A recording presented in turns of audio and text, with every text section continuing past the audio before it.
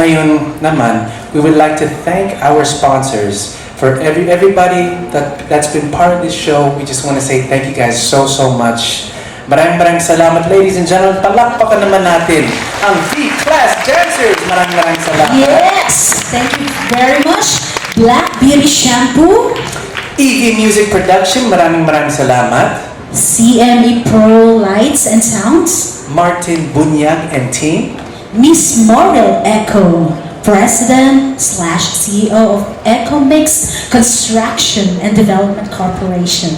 Mr. Irvin Joshua, General Manager and owner of Davao Golden Hardware. Maraming salamat. Miss Arlene Lepana, thank you very much. Siyempre, the Music Museum staff and technical.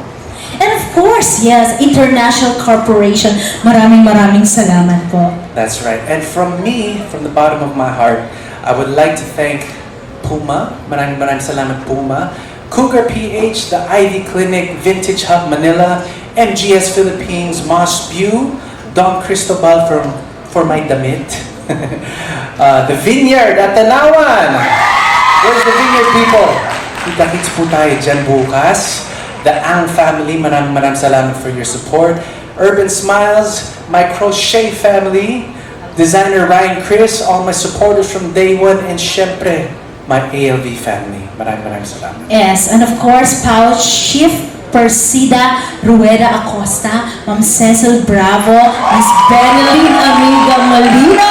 Miss Benelyn. Yes, Miss Baby Go, Miss Jocelyn Belen. Maraming salamat. I would personally like to thank Ryan Chris, our designer, sa suit natin. Kathy Capistrano. Of course, Miss Kathy, where are you? Thank you very much po, Miss Kathy. Archie Solitano! About Ilonggo ko gindi ba? Okay. And Chives Bistro and Market. Tita Vicky Solis. Okay, maraming salamat po. Dentoderm, Nasa Stila Salon, Global Laarnians. Thank you very much po.